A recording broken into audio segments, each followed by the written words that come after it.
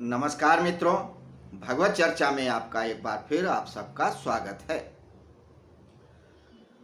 हम लोग भगवत गीता के 16वें अध्याय पे चर्चा करते आ रहे हैं विगत कई दिनों से।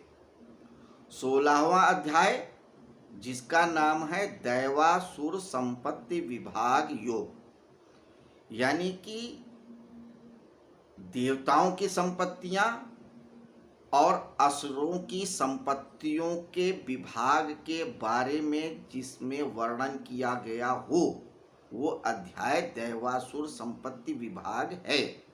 और योग इसलिए है इसके साथ जुड़ा कि जब हम देवताओं के गुण, स्वभाव, सिद्धांत, आचरण को जान लेंगे और असुरों के भी गुण, स्वभाव, सिद्धांत, आचरण को जान लेंगे तो हम सेग्रीगेट कर सकेंगे कि किस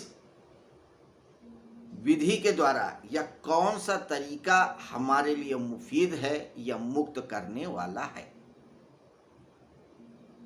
ये बात इसलिए कह रहे हैं क्योंकि भगवान श्री कृष्ण ने इस 16वें अध्याय दैवासुर संपत्ति विभाग योग में यही बात बताई है कि संसार में दो प्रकार के व्यक्ति होते हैं। एक वे जो सुर हैं, दूसरे वे जो असुर हैं।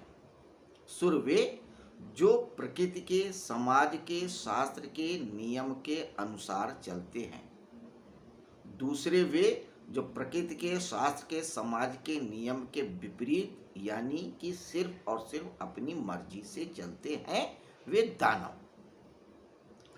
तो जो सुर प्रकृति होती है वो मुक्त करने वाली होती है और जो असुर प्रवृत्ति होती है वो बंधन कारक होती है। तो सुर और असुर के जो स्वभाव, विचार, सिद्धांत होते हैं उन्हीं को संपत्ति माना है। भगवान श्री कृष्ण ये जड़ पदार्थों को संपत्ति कदापि नहीं मानते और उन पदार्थों को भी संपत्ति कदापि नहीं मानते जो बंधनकारी है जीव के लिए। चाहे वो मान सम्मान हो, चाहे अहंकार हो, चाहे विद्या हो, चाहे प्रेम हो, चाहे घृणा हो, चाहे कोई भी भाव हो। तो कोई भी भाव, कोई भी विचार, कोई भी वस्तु जो बंधन में डालती है वो आसुरी और जो मुक्त कराती है वही दैवी। सिर्फ यही दो प्रकार की संपत्तियां होती हैं जिन्हें भगवान श्री कृष्ण ने महत्व दिया है। शुरुआत के 3 श्लोकों में भगवान श्री कृष्ण ने देवताओं की जो संपत्तियां हैं, उनके भाव, विचार, सिद्धांत, उनको विस्तार से बताया है। 24 गुण बताए हैं। क्षमा है, शांति है, ईश्वर के प्रति श्रद्धा है, धैर्य है, चुगली न करना है, इत्यादि इत्यादि 24 गुण बताए। फिर चौथे श्लोक में असुरों की विशिष्टताओं को बताया, घमंड वगैरह। फिर 5वें श्लोक में बताया कि ये दो प्रवृत्तियां ही बंधनकारी और मुक्तकारी होती हैं। फिर छठे में असुरों के बारे में विस्तार से बताने का उन्होंने संकल्प लिया और 7वें श्लोक से लगातार असुरों की विशिष्टताओं को विस्तार से बता रहे हैं। फिर असुर प्रवृत्ति के क्या परिणाम होते हैं ये उन्होंने बताया कि असुर प्रवृत्ति से व्यक्ति बंधन में तो होता ही है जीवन में, अगले जन्म जीवन में भी वह बंधन में ही होता है। इसके अलावा जन्म और मृत्यु के बीच में भी अधोगति यानी नरक गति को प्राप्त होता है और बार बार प्राप्त होता है। ये थी 1 नंबर श्लोक से लेके 16 नंबर श्लोक तक की एक छोटी सी व्याख्या या रिवीजन, कुछ भी कह लें। आज हम लोग 17वें श्लोक को पढ़ते हैं जिसमें जानते हैं क्या बात है। एक एक श्लोक को आहिस्ता आहिस्ता पढ़ें, उनके अर्थ को समझें, भाव को समझें, जीवन में उतारें, फायदा होगा। क्योंकि ईश्वर है रसो वैसा, तो जब उनके एक एक वाक्य को आप जीवन में उतारेंगे तो आप भी रसमय हो जाएंगे और नर से नारायण हो जाएंगे।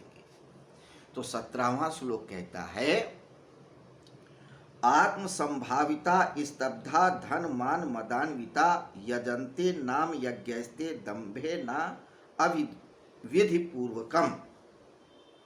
अपने सबसे अधिक पूज्य मानने वाले, आत्म संभाविता स्तब्धा, अपने को सबसे अधिक पूज्य मानने वाले। तो जो आसुरी प्रवृत्ति के होते हैं वो अपने आप को सबसे महान बताते हैं कि मैं ही हूँ जिसे पूजा जाना चाहिए, सम्मान मिलना चाहिए, आदर मिलना चाहिए, बाकी सब मुझसे नीचे है। रावण भी यही कहता था, कंस भी यही कहता था, जितने बड़े बड़े हुए वर्तमान समय, चाहे हिटलर हो, मुसोलिनी हो, ईदी अमीन हो, और भी बहुत सारे लोग हैं, वे सब आसुरी प्रवृत्ति वाले हैं। जिन लोगों के मन में भी ये भाव है कि मैं ही सबसे महान, मैं ही सबसे बड़ा, मुझको ही आप सम्मान दें, वही आसुरी प्रवृत्ति का है, वो असुर है। तो आत्म संभाविता स्तब्धा, अकड़ दिखाने वाले, स्तब्धा का मतलब अकड़, अकड़े रहने वाले। धन मान मदान्विता, और उनके पास जो धन होता है, सम्मान होता है, उसके मद में, उसके नशे में चूर होते हैं। यजन्ते नाम यज्ञस्ते दंभे न अविधि पूर्वकम। इसके अलावा अब ये है कि जो असुर होते हैं, अगर वो पूजा पाठ भी करते हैं, यज्ञ करते हैं, कुछ अच्छा कार्य भी करते हैं, तो दंभ से करते हैं, अकड़ से कहते हैं कि देखो मैंने ये महान कार्य किया, ये मैंने इतना बड़ा यज्ञ कराया, मैंने इतना दान दिया, मैंने इतने मंदिर बनवाए, मैंने इतनी पौशाला लगवाई, मैंने इतने तालाब खुलवाए। इस प्रकार से वो अपना अभिमान ही व्यक्त करते हैं, जबकि ये सूर्य यानी देवताओं की प्रवृत्ति के बिल्कुल विपरीत है। वे दान दे देते हैं तो उनके दाहिने हाथ को दिया जाता है, तो बाएं को पता नहीं लगता।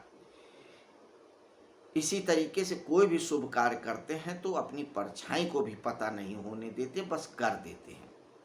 लेकिन असुर स्वभाव वाले थोड़ा सा करते हैं और ज्यादा बताते हैं और अकड़ में रहते हैं, ये उनकी विशेषता है।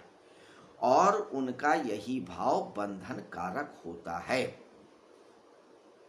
तो बंधन का कारक क्या होता है कि कृत्य करते समय आप क्या भाव रखते हैं। कोई भी कृत्य करें, अगर उसमें अहंकार नहीं है तो वो मुक्त करेगा, अहंकार है तो वह बंधन में डालेगा। तो कृत्य आप क्या करते हैं यह महत्वपूर्ण नहीं है, महत्वपूर्ण यह है कि आप किस भाव से करते हैं। अगर आप दान दे रहे हैं और भाव शुभ नहीं है तो आपका दान व्यर्थ है। आप किसी को क्रोध करते हैं, भाव अच्छा है, उसकी भलाई का है, वो भी शुभ है। तो कृत्य महत्वपूर्ण नहीं है, कृत्य करने का भाव महत्वपूर्ण है। ये बीज भाव है। इसी बीज भाव को लेके भगवान श्री कृष्ण यही कहते हैं कि अभिमानी व्यक्ति, असुर व्यक्ति हर कार्य को करने के बाद उसका एडवर्टीजमेंट जरूर करता है, अकड़ में रहता है।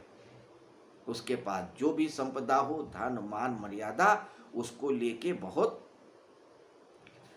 अपने प्रति अकड़ रखने वाला होता है, और वो चाहता है कि सब लोग हमारी इस प्रतिभा को, इस धन को, सम्मान को माने। तो मित्रों, ये थी 17वें श्लोक पे एक छोटी सी चर्चा। देखिए, हम लोग एक ही श्लोक पे चर्चा करते हैं, चर्चा थोड़ी सी होती है, व्याख्या थोड़ी ज़्यादा होती है। व्याख्या ज़्यादा क्या होती है, उस पाठ, अध्याय के पाठ को हम फिर से रिवाइज करते हैं, और रिवाइज इसलिए करते हैं कि हम जो सुने हैं वो फिर से स्मरण हो जाए, क्योंकि ईश्वर को याद करना ही असली बात है। याद करना यानी स्मरण करना। तो ज्ञान हमारे अंदर है, हम विस्मरित कर चुके हैं, यानी वो हमसे विस्मरण हो चुका है, उसका स्मरण ही करना है। और स्मरण करने के लिए जरूरी है कि जो हम जाने हो उसको बार बार रिपीट करें, बार बार उसको पाठ करें। तो इसीलिए हम हर अध्याय को जितने दिन तक पढ़ते हैं, उस अध्याय के सिनाप्सिस को, सारांश को रोज का रोज इस चर्चा में लेते हैं। तो ये अध्याय 16वां है, दैवासुर संपत्ति विभाग है। इसमें 24 श्लोक हैं। भगवद गीता में 700 श्लोक हैं, 18 अध्याय हैं। तो मित्रों, कल फिर मिलेंगे हम 17वें श्लोक पे आज चर्चा किया है, कल 18वें श्लोक पे चर्चा करेंगे, इसी तरह, इसी जगह, इसी समय। तब तक के लिए आपसे आज्ञा चाहेंगे। नमस्कार, शुभ रात्रि।